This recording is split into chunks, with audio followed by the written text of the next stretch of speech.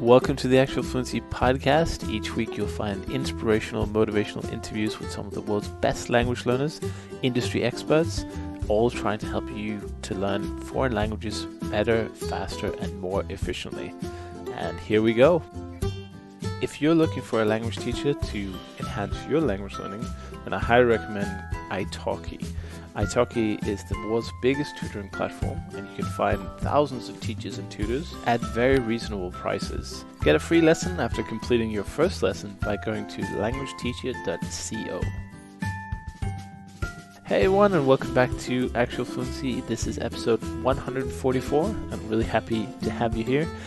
Today I have a special episode with special guest Sara Maria Hasbun, who's the founder of Meridien Linguistics, which is a linguistics consulting company which employs over 3,000 freelance translators, and they provide translation services to law firms and businesses worldwide. She's also started a blog called Miss Linguistic, where she documents her adventures in language learning and shares tips and tricks on how to learn languages more efficiently. And that's kind of what we talk about in the episode as well.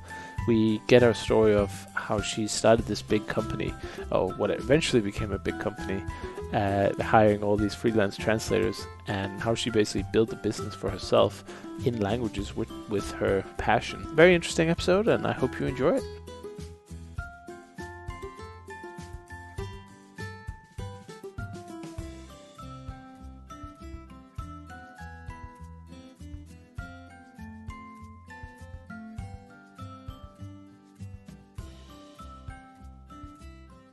Sara, welcome to the show.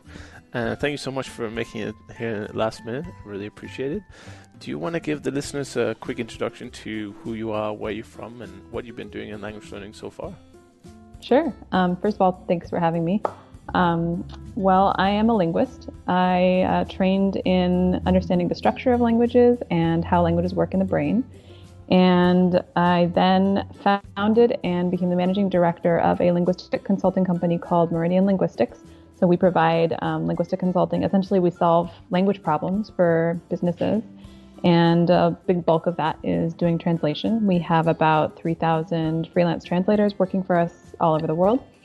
And on the side of that, I have recently started dipping my toes into content creation. I am obviously obsessed with learning languages. And I really wanted to start putting out content that would help other people learn languages, and particularly help them to understand that you don't need to be any kind of genius or any kind of savant to learn languages. That I really struggled in the beginning with learning languages until I came up with a few good strategies and a few good tools, a few good tips. And I just want to share those with everyone that I can. Fantastic. And how did it all start? Like, take us back to your first multilingual moment, as it were. Sure. Well, I'm American, and unfortunately, like most Americans, I grew up pretty monolingual, an English speaker. My father is from El Salvador, so his first language is Spanish, but we only spoke English in the home. So I didn't start learning Spanish until about high school. And I really struggled with it. It was embarrassing because I look Latina, I look Hispanic, and everyone expected big things from me. And I really, really struggled, and I couldn't understand why I couldn't wrap my brain around these conjugations. I didn't understand why we had to conjugate them in the first place. I would take my homework to my dad every day and ask him why, but why? And he would say, that's just how it is. And I really struggled, and I don't know how this possibly happened, but inexplicably, despite the fact that I had no talent in learning languages, I became really fascinated in them. And I guess part of that is because so many of my friends, I grew up in San Francisco, which is a town full of immigrants. So many of my friends spoke other languages with their parents. And to me, it was just so cool that they had this secret code that they could use. And I didn't understand why I didn't. And so even though I didn't show any particular aptitude in the beginning, I was still really interested in doing it. So I kept, knocking my head against the wall, trying to learn Spanish. I ended up signing up for French because I thought, well, maybe I'll have better luck with a language that I'm actually interested in. Because Spanish, I was really learning for heritage reasons, because people expected me to speak Spanish. But French, I always just loved. I just loved the sound of. I loved the literature that came with it. And so I started working on French too. And pretty much French was easier than Spanish because I'd had a heads up to the Romance languages with Spanish. but I was still not making very much progress. And it wasn't really until I finally signed up for an immersion situation. Basically, I went to teach English in Spain for the summer as sort of my last ditch, if this doesn't work, nothing else will. And luckily, it did work. I was living with a family that didn't speak any English. They were super patient with me.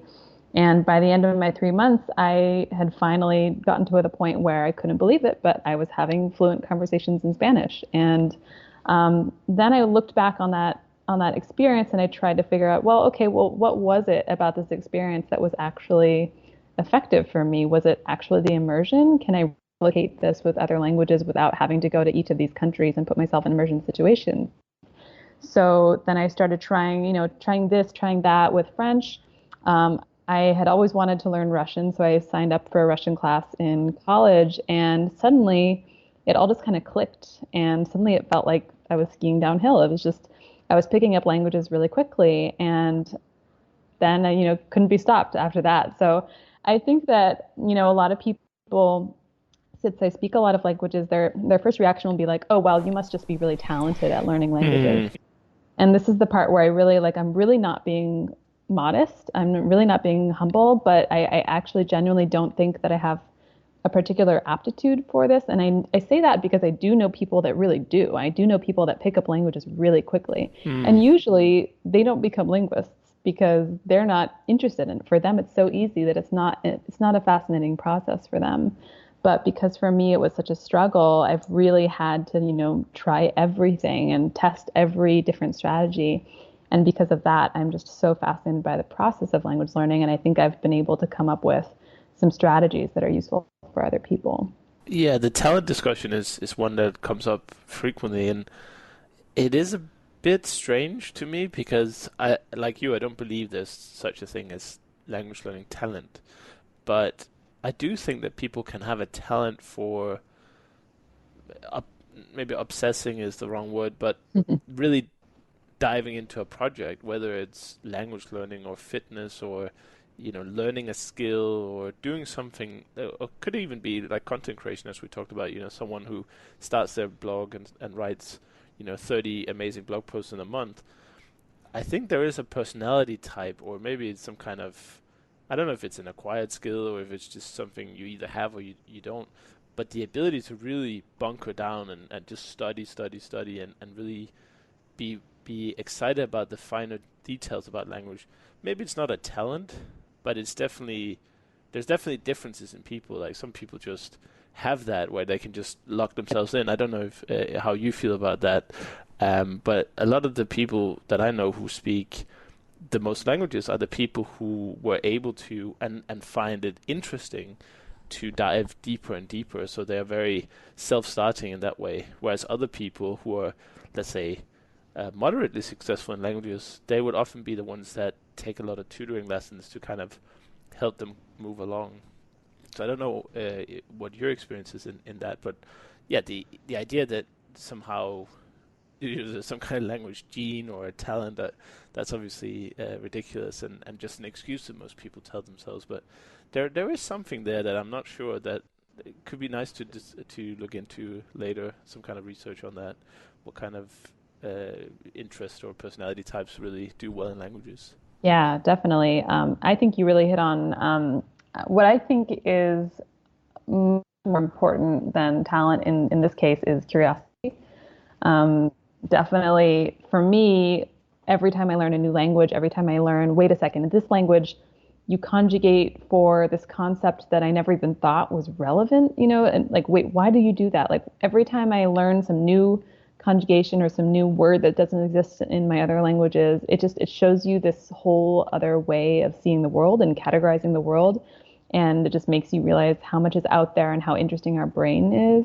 And so for that, I mean, that for me is the reason why I keep on plugging away. And then there's also the end goal of when you have that breakthrough moment, I know how good it feels. And like you said, it's very similar to exercise and to working out or to setting goals for any kind of self-improvement. I really, really hate exercising. It really is the worst thing in the world for me, but I love that feeling when you step off the treadmill and the endorphins rush on. And so I am ready to push myself for an hour so that I can get to that end goal. With languages, that first feeling when you have a conversation and you say the words that you've been practicing for so long and they have the desired effect, it's almost like writing code. You type in the code and then it works. The other person understands what you said and you can't believe it.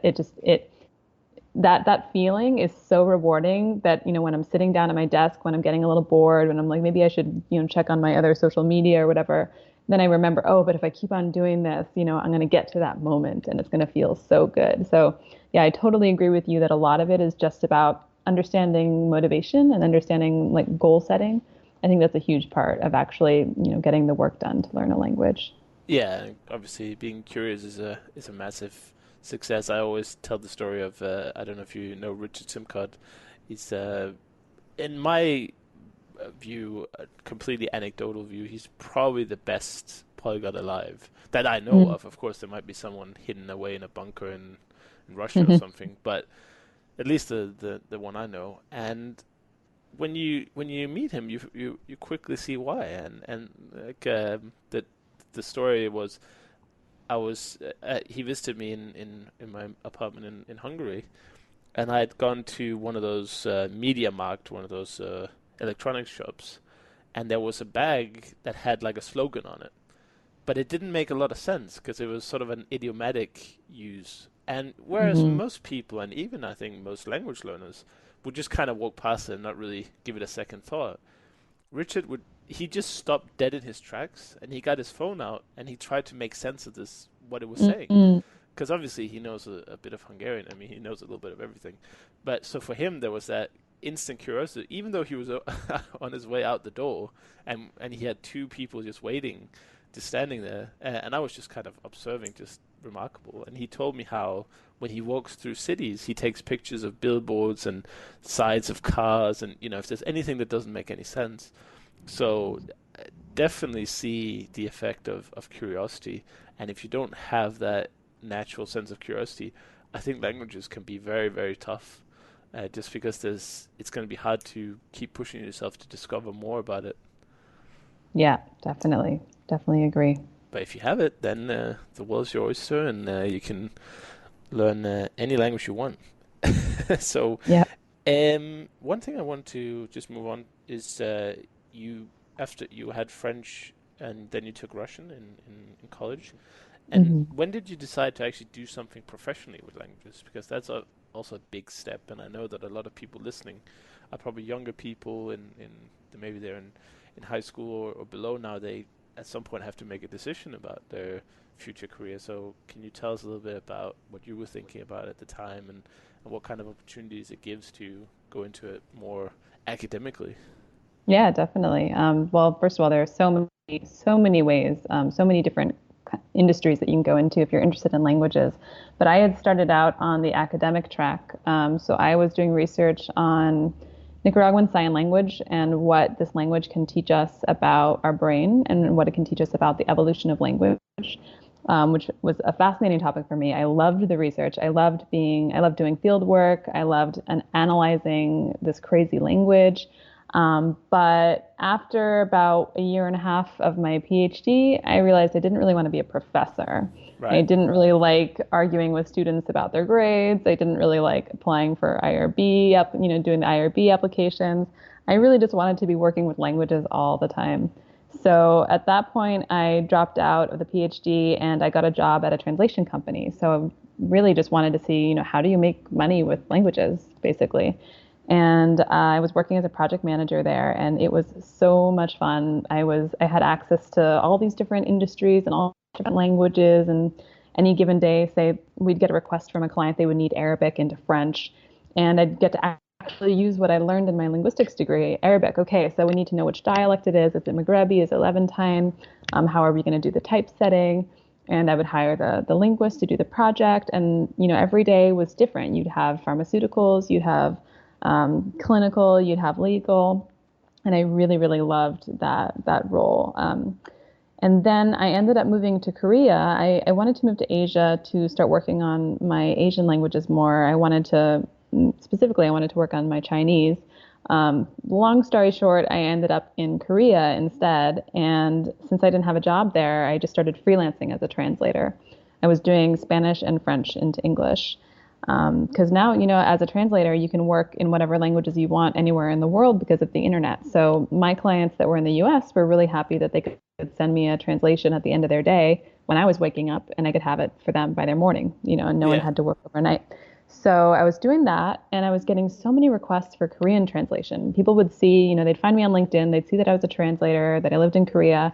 They would just assume that I was a Korean translator, and they were obviously just so desperate for Korean translation, they were just throwing documents at me and begging me to translate them. And so I was going out and finding colleagues to do it, sending, referring people that I knew would actually do the job well. And it got to a point where I was just getting so many of them that I realized, okay, maybe I should just put together a little company to handle this, handle all of these requests.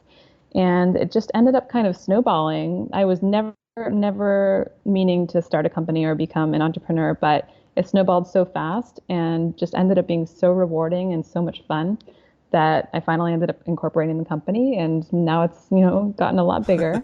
Thousands And of contractors, yeah. yeah, we have about 3,000 freelancers, and we're working in about 200 different language pairs. And once again, it's so much fun. We're working with so many languages. We get a peek into all these different industries.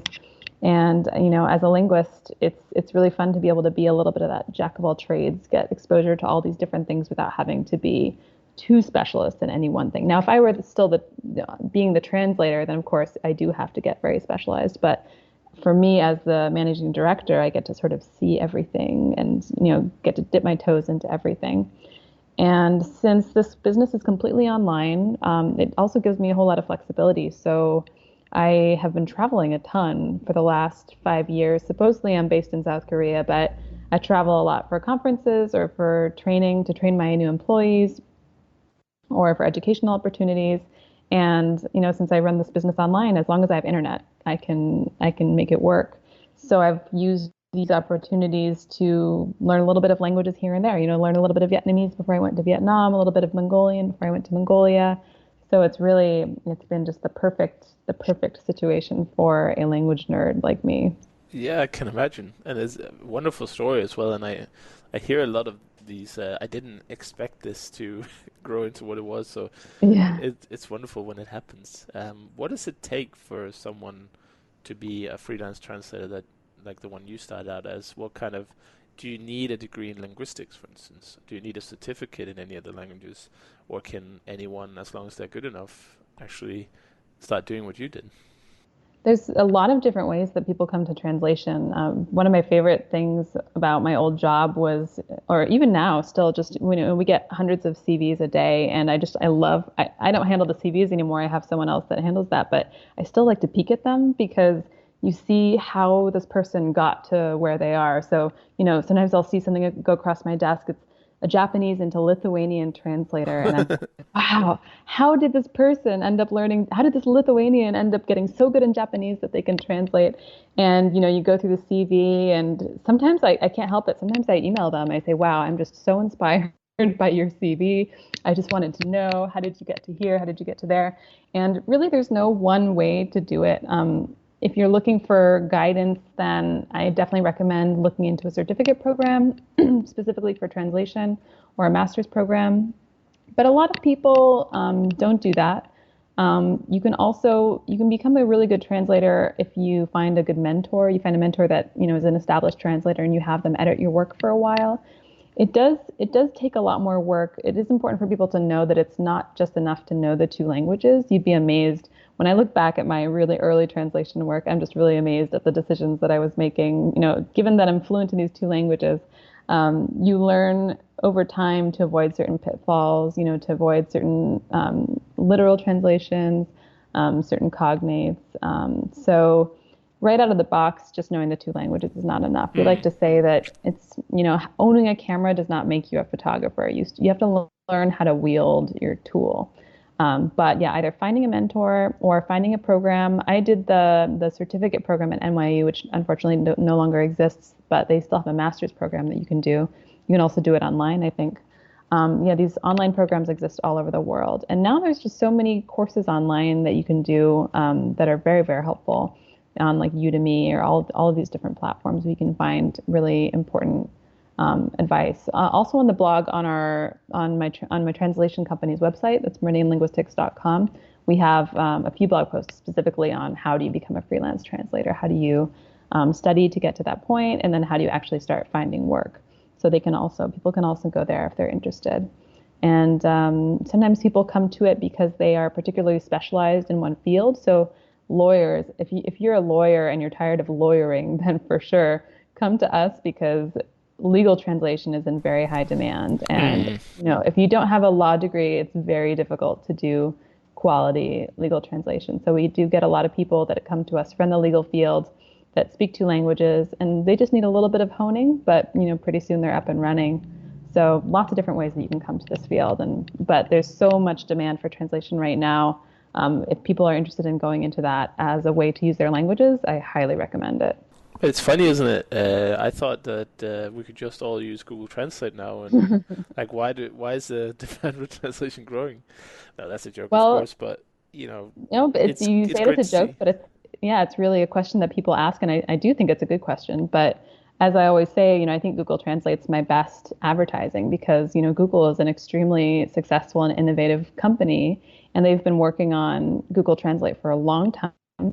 But all anyone has to do is type in a sentence and see the results, and they see suddenly how difficult translation is. Google has not solved this, so it's a Oh really no, not at difficult all. problem. So, but the cool thing about machine translation, and there have been big strides in the last few years. The cool thing about machine translation is it's making our job so much easier as translators. It's taking away a lot of the grunt work. So it's helping so that we don't have to translate the same line over and over. It's helping, stick in the dates where we need them.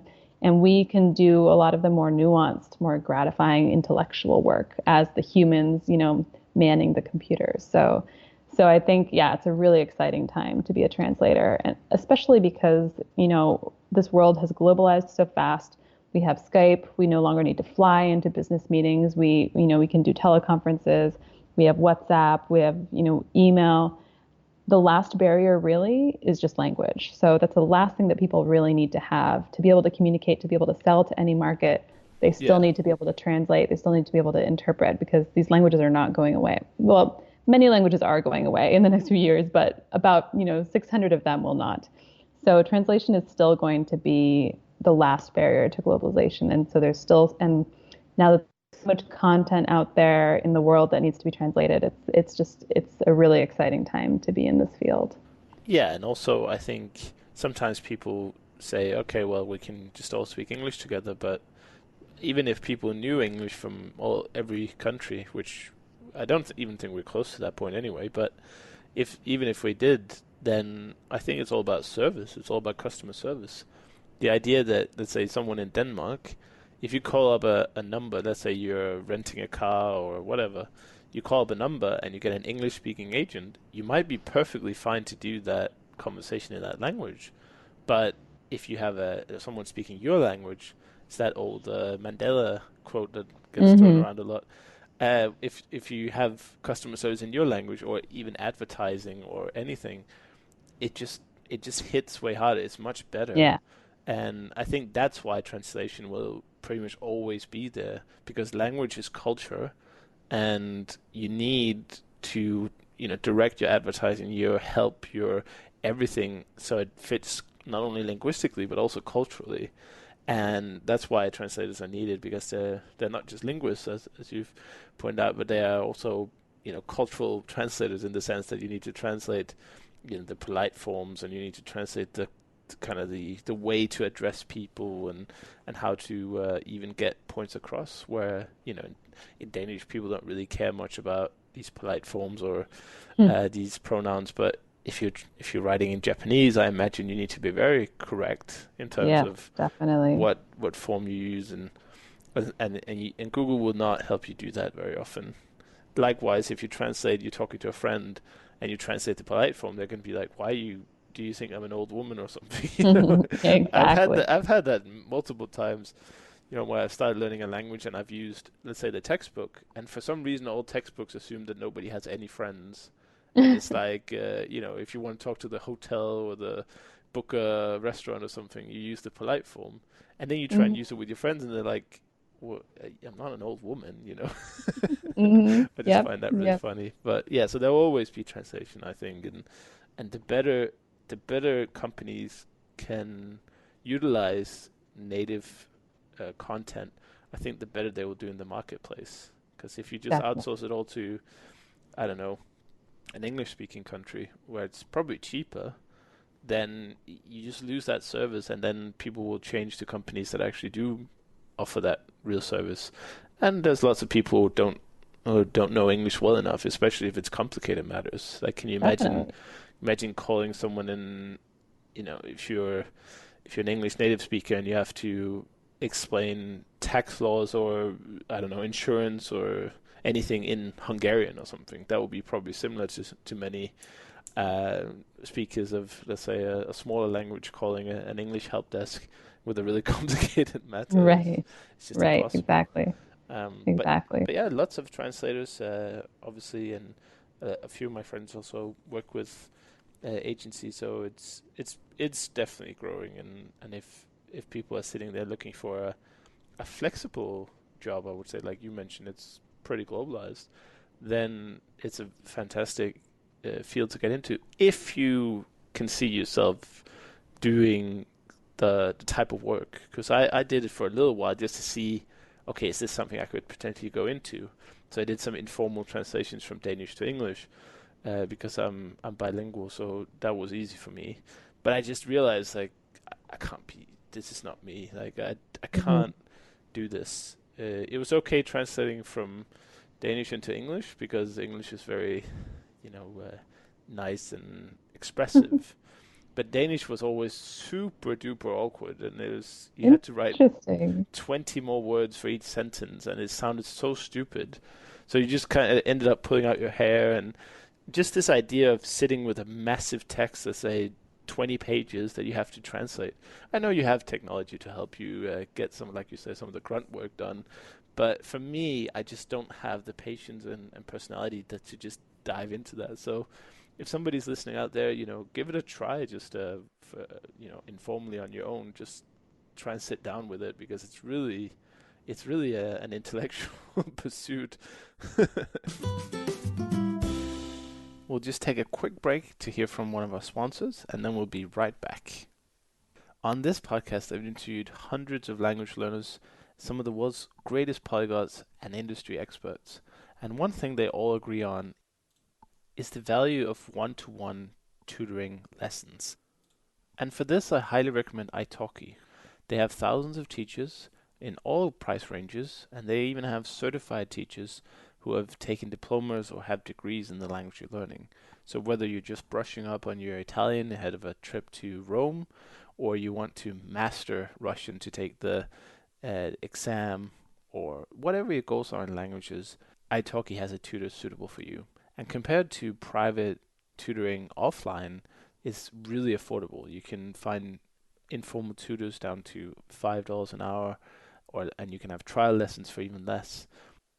So if you want to master a language from the comfort of your own home, and you even get a $10 credit when you complete your first lesson, go to languageteacher.co and check out italki.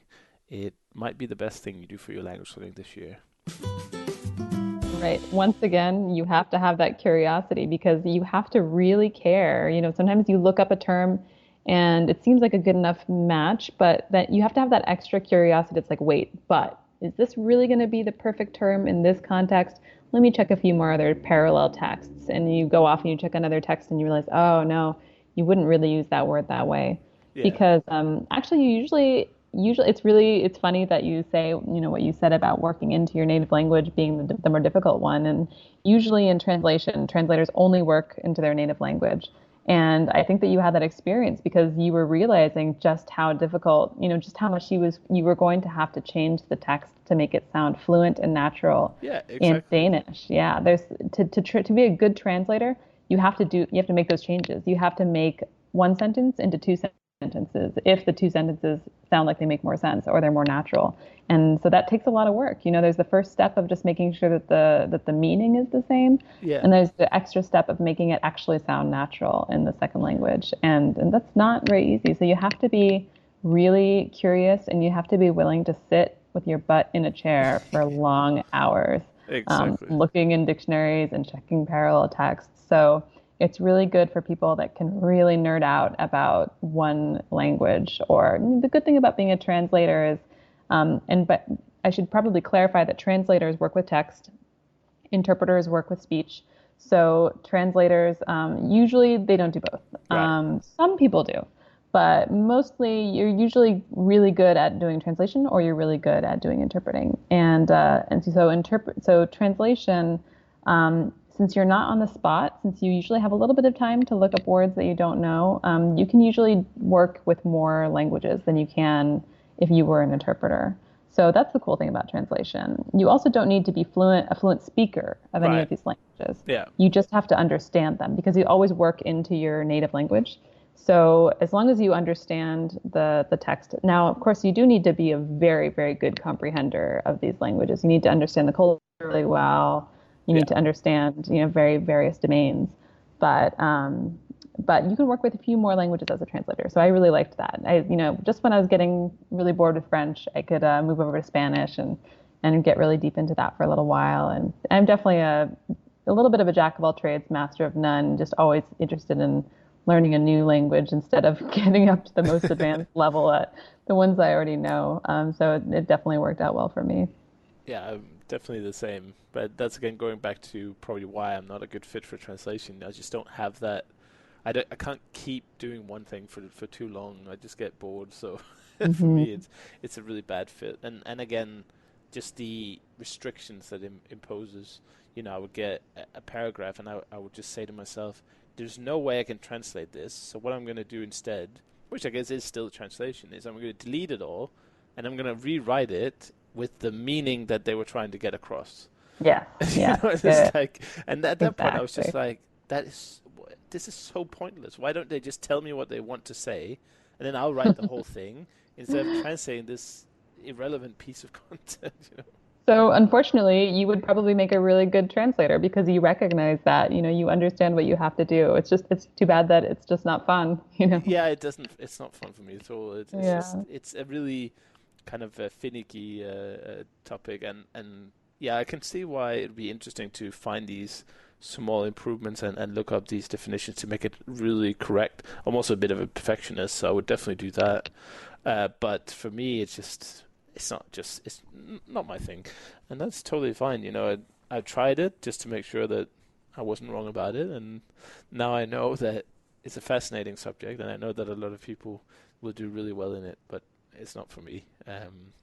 But another thing I was interested in is we obviously talk a lot about travel here on the podcast as well, and you said you moved to Korea. Um, how's the visa rules and stuff like that over there? Is it possible for people to just come and hang out for a while, or did you stay within a tourist visa, or how did that work? Yeah, well, so first of all, obviously, I have to say I'm not a lawyer and take my advice at your own risk and definitely do your own due diligence on this. But for Americans, we can come in on tourist visas that you don't have to secure in advance, and we can stay for up to 3 months at a time. Okay. So generally, as long as you leave, you can go to Japan, there's plenty of countries nearby that you can go to. You can come right back, basically doing the visa run. Okay. And in my That's pretty simple. experience, I was traveling so much that I never even had to do a visa run. It's worked out really well. Right. That's good. Because obviously, the one thing when you have this kind of location-less lifestyle where you can work from anywhere, a lot of people are curious as to where that might be. Because for me, Yeah. what I like to have a base, first of all. I really like having a base here in the UK just for tax reason, just having an apartment to come home to, even if I've been gone for a month or something. But even that, I could go to other countries. I was thinking about it for a long time as well, and I know a lot of people want to travel and maybe stay abroad for a year or more, but the visa rules are quite complicated, and I think it's a bit of a hassle with all these visa runs. Not that you can't do it, but it's a shame that we can't just have open borders everywhere. Mm. Yeah, wouldn't that be nice? Yeah, but I Yeah. guess it's not possible with all the social welfare systems of every country. It would be too hard to manage. Also taxes, I guess. Then Yeah. you'd have to Well, privatize everything, and then it'd be very awkward to be a citizen of that country anyway. Yeah, taxes are a huge drawback of the digital nomad lifestyle. Just even trying to figure out where you owe them and making sure that you're covered on all bases. I actually have three accountants. I'm an American, so I have to pay American taxes no matter where I live. Yeah, So I pay American taxes. I have to pay freedom, Hong Kong taxes. Yeah, exactly. freedom taxes. And freedom taxes. I have a Hong Kong accountant because my company is based in Hong Kong, and then Korea as well because that's where my butt is usually in the chair there. So Right. it's quite a hassle, but I can't complain. That's the price that I pay to be able to travel and work all over the place and get to know different languages. So Of can't course. complain. And how did you, after Russian, and now we're a few years later into your story, what did you go after? Did you have any more sort of organized projects in terms of language learning or any big ambitions? How did you take kind of move from school learning to independent learning, and what did you see any? Did you face any struggles in that sense? Yeah, definitely. I mean, learning languages in college was so wonderful because you're set up with this class, you have a teacher that knows how to put together the lesson plan, you're motivated by shame, you want to do well on your tests and you want to sound good in class when you talk in front of your classmates. So much is taken care of for you when you're studying in the college setting. So when I left college and I knew, first of all, I didn't want to lose my languages. I wanted to make sure I didn't forget what I had learned, which I did end up doing. I have forgotten nearly all of my Russian, so that was really sad. But I did manage to keep up my Spanish and French and my Chinese. And then when I moved to Korea, I had to pick up Korean from scratch. I hadn't studied any Korean before. And that has really been, I guess, the experience that truly forced me to figure out the most effective ways to learn a language because Korean is really, really hard. Yeah. I actually came to the country feeling really cocky. I'm a linguist. My job is literally to learn languages. And here's this language. It doesn't even have a character system. It has an amazing alphabet. It's like one of the best alphabets in the world. You start out in the beginning, it makes a lot of sense. And then about 2 months into my Korean learning, I was actually studying at this small school. And I asked the teacher, why haven't we learned how to say and yet? And she said, "Oh no, no, no. We'll get to that. We'll get to that." And that's when I knew that I was in trouble. Yikes. So yeah, the grammar is so complex, and so I tried studying in this class that was about an hour a day, a little private school with maybe five other classmates. And that definitely helped. I also had a tutor. She came to my house every day at 6 a.m. So that I wouldn't be likely to put off the class or cancel the class because of any work that came up. So I knew 6 a.m. I don't have anything else going on. Right. So she would show up. A lot of the times I'd wake up when the doorbell rang, brush his teeth quickly as she came up in the elevator and then, slide over to the kitchen and start my class. And that worked well. Then I discovered all these other great tools that you can find online, like, Korean Class 101 and Memrise and Duolingo and now Drops, and started cobbling together like a multi-pronged attack to learn this darn language that was causing me so much trouble. And so that was really, going through that process was really, really educational for me. And then it got to the point that, other people saw me struggling with this language and they knew that I spoke other languages and they would come to me and say, "Hey, how did you learn Chinese? I'm thinking about learning Chinese." And I would just write them this novel back, well, like based on what I know about you, based on your work schedule and your goals, this is what I think you should do, and you should use this tool for this amount of time. And I got so into, figuring out how to optimize language learning for other people. And that's pretty much why I started trying to create content. So starting my blog and my YouTube channel, and writing a lot about languages on Instagram and Twitter, because I feel like there's a perfect plan out there for everyone, a perfect plan that's going to help them stay motivated, that's going to help them just see language in the right way so that things kind of click into place. And there's just so many exciting tools out there now that we have access to. There's so many ways that we can take advantage of just little pockets of time. Someone recently messaged me and he said, but how do you have the time to learn these languages? And I told him, listen, if I have 5 minutes, I go on my Drops, I go on my Duolingo, just do a little bit here and there. There's no longer any excuses. If you can carve out 5 minutes while you're waiting in line or you're waiting for the elevator or you're waiting for the bus, you can do a little bit then. And just, that time really does add up. So as long as you can use that time efficiently, and we're so lucky that now we have all these great things online that we can use. So when I was studying American Sign Language back in when I was living in New York, I like to give this example of I was living up in the Upper West Side of Manhattan, that's like in the north, and I would have to take this bus all the way down, and then I'd have to take a bus across town. And in all, it was like 3 hours to get to my class. And What? this is, I was a college student. The 3 hours are very valuable when you're a college student. You can be studying for your other class. You can be partying. Wait, This is not time you want to be spending on the bus, right? where in New York? What? 3 hours? The 3 hours commute, if you include both ways, because it's about an hour and a Right. half, yeah, But getting Manhattan is getting not that down and across. big physically, at least. A lot of people No, there, of yeah, course, but but the traffic uh, is pretty terrible. You do not want to be getting on buses in New York, that's for sure. But there was no, I mean, carrying all my textbooks, I couldn't walk it. So it was, yeah, it was. This is sort yikes. of my both ways in the snow, barefoot kind of story. Back in my day, it was so difficult to learn languages. This is what I had to do. And now all of you guys have the internet. You have Memrise, you have apps on your phone. Like there's no longer any excuses that you can use to say that you don't have time to Yeah. learn a language. So it's so exciting to be able to help other people make that realization. Like one tool that I really like is italki. Yeah. 'Cause I feel like it really helps keep me motivated, and I love that I can find tutors that will create lesson plans for me. And I just love when I tell people, oh, but you can just study a language on Skype. Like there's no excuses while you're on vacation, while you're in airport lounges. If you have a little bit of time, you can hop on and you can do a class. And for a lot of people, when they realize, oh, you mean I don't have to like sign up for a university program? A lot of people just haven't thought about it. And so it's so fun for them to have those breakthrough moments and to realize that they can do it too.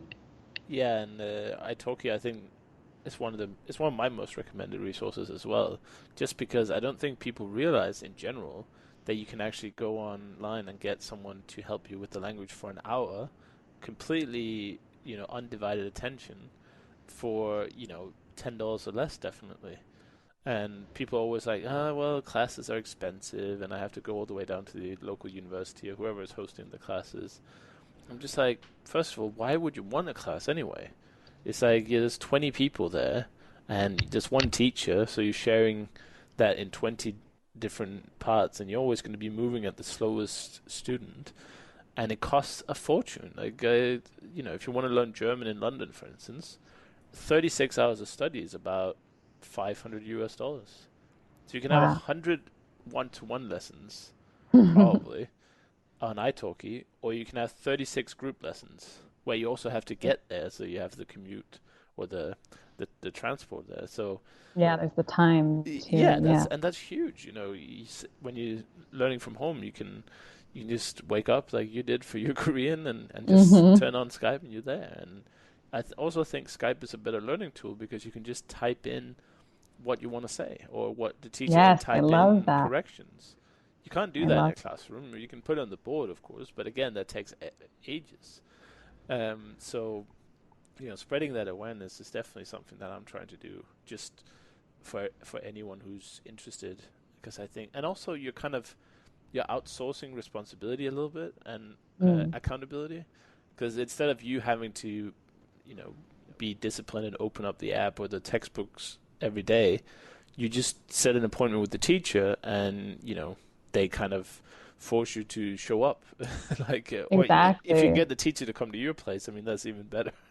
Exactly. I But love using italki for that. Another tool that I really like is Glossica. I don't know if you've used this tool before, yeah, but for me, for Korean, I was really struggling with the pronunciation because Korean has a lot of sounds, a lot of sound distinctions that we just don't have in English. And so I started doing Glossica, but Glossica is a really effective tool, but it's pretty boring and painful to do.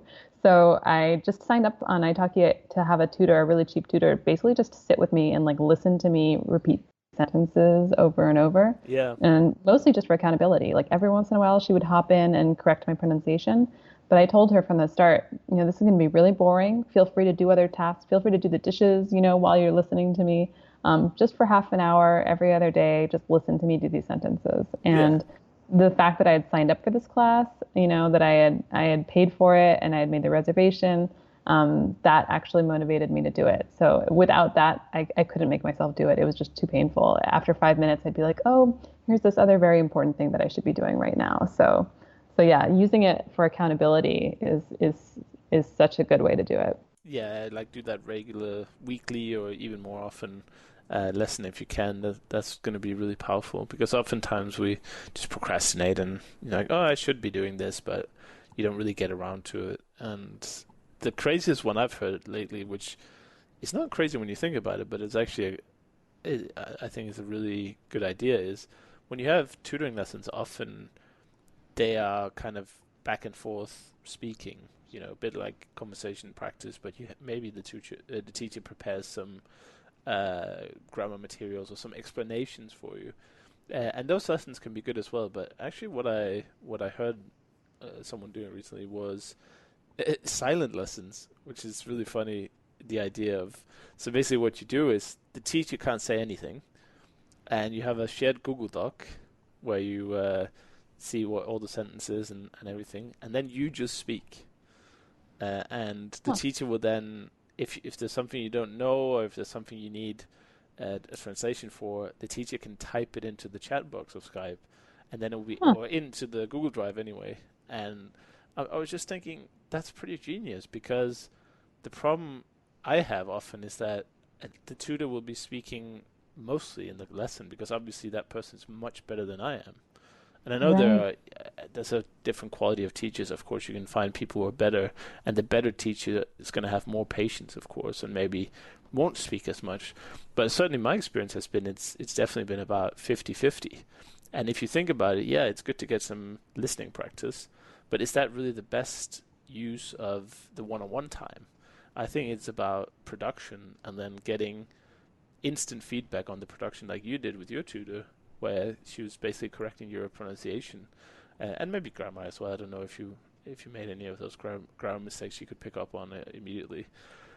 So maybe the a way to encourage people to do more lessons is also how to structure the lessons because you have Right. complete freedom. You can do anything. I mean, you can ask the teacher to do anything. And if the teacher doesn't want to do it, well, there's 10,000 other teachers for that language. So you just find one who's willing to do it and works within your guidelines or whatever you want to do. But that can be a big task if you're just starting out, or if maybe you're an inexperienced learner. It might be tempting to just kind of let the teacher run everything and just follow along. But I think it's really important to take charge and say, okay, this is what I struggle with the most, so let's do it like this.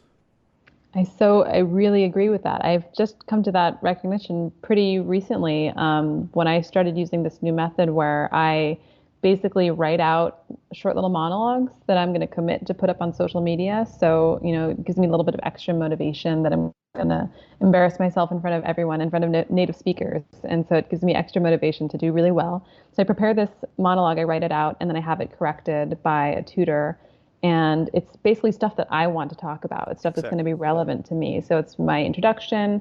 Maybe it's me talking about my work or what I do. And I have someone correct it so that I see what kind of grammatical mistakes I made. And then I have the tutor record it themselves so that I can hear how the native speaker would sound. And I just listen to that over and over and over until I've really nailed not just the pronunciation of the consonants and vowels, but the prosody, the overall musicality of the language. And then after that, then I record it myself. And sometimes the way that I actually finally end up saying it is not exactly the way that I had, practiced it before or had written it before. But the process of having worked on that so many times and worked on words and sentences that are actually relevant to me and actually important to me is so useful because then someday you end up in a situation where you're going to need to use that sentence, and it just rolls off the tongue because you practiced it for so long and you weren't wasting your time learning the 50 different colors that you're never going to use to identify clothes you're never going to buy, but you were really putting in that time on stuff that's relevant to you. So yeah, I definitely agree. Exactly. And the other problem is also you might do the same thing over and over. So if you have a weekly lesson with the tutor, if it's an hour long, you might spend the first 20 or 30 minutes with the exact same script. How are you doing? What's new? How's the weather?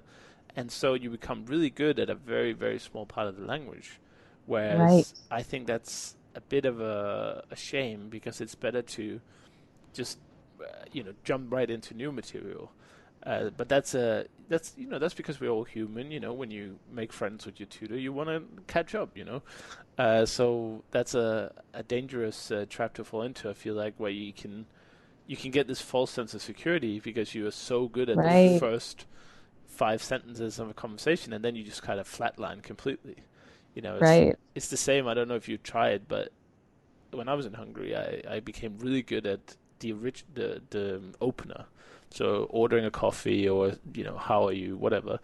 And I became so good that people mistook me for a native speaker. They just blabbered back in ridiculously fast and complicated Hungarian, and I just sort of had to do a double take and to say, you know what, I'm not that good.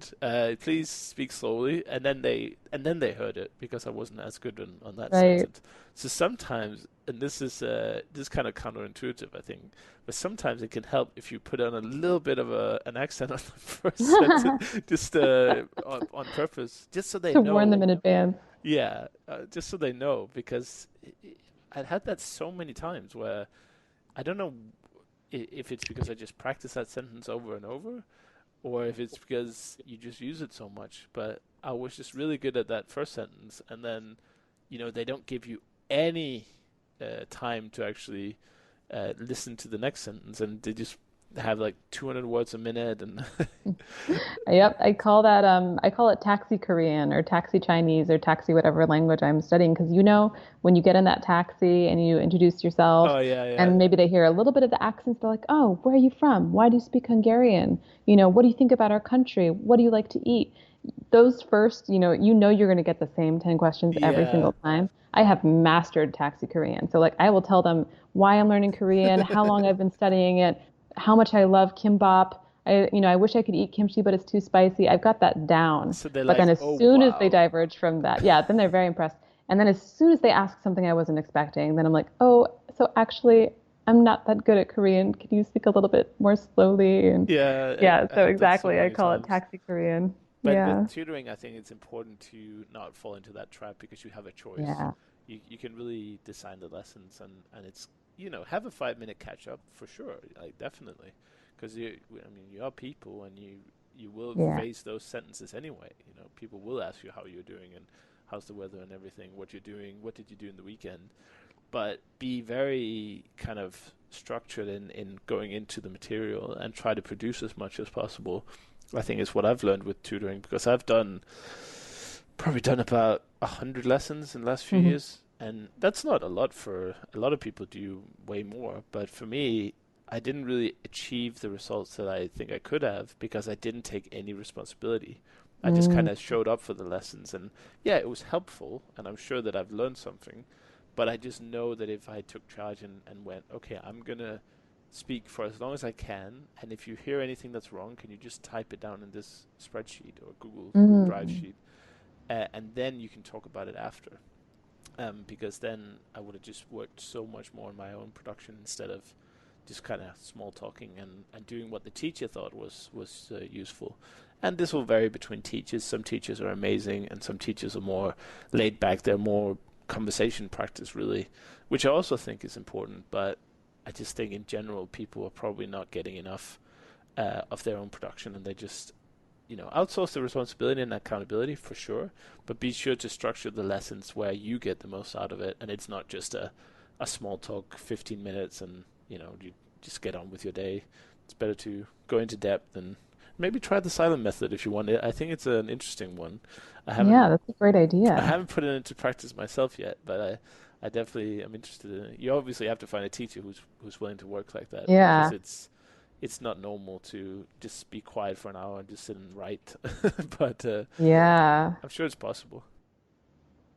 Yeah, it sounds a little terrifying to me, that silence, that how do I fill the silence? But it sounds really effective. I think it's a really good point that you really need to guide your lessons towards the content that's going to be relevant to you. Maybe you're lucky that you have a lot in common with your italki tutor, but in a lot of cases I don't. And to be the most effective with your time, yeah, you should be working on exactly what you're going to be saying, exactly what you're going to be needing to discuss. And the only way you do that is by guiding it yourself. Exactly. Yeah, you definitely need to take charge, I think, because it is tempting just to let the teacher dictate everything, even as simple as what level the content should be at.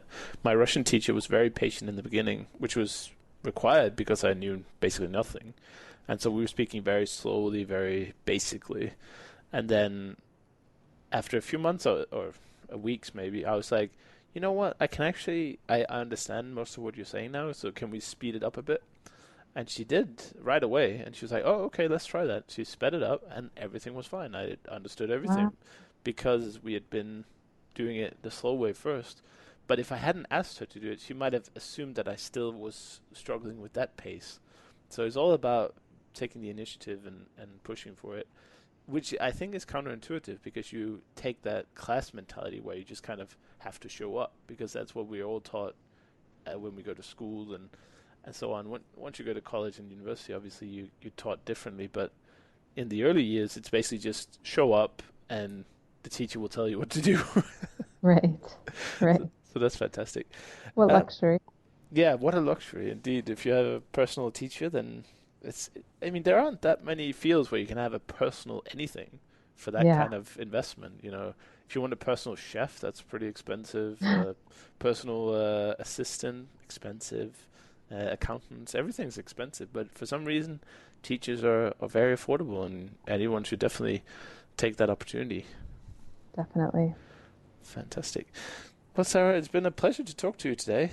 Time has Yeah, so flown much fun.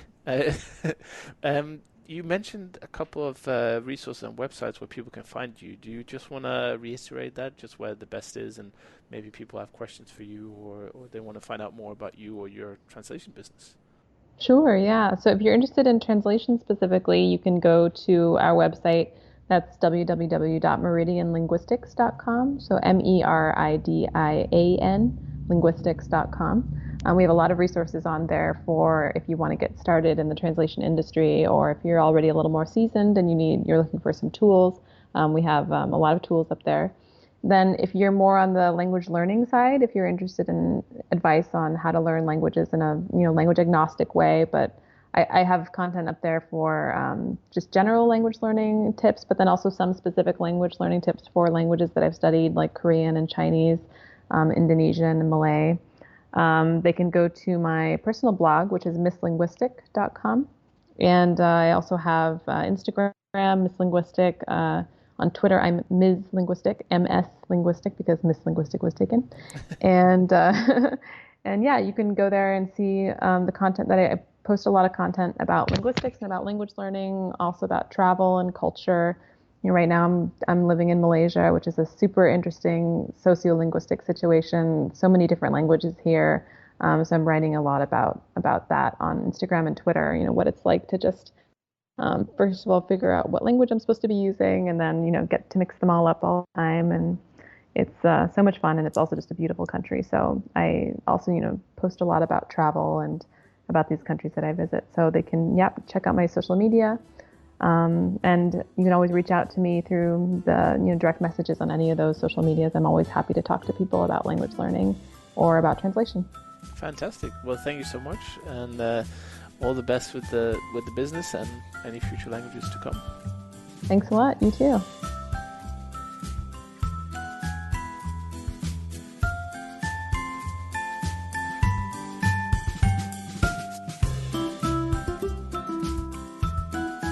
Thank you so much for listening to this episode of the Actual Fluency Podcast.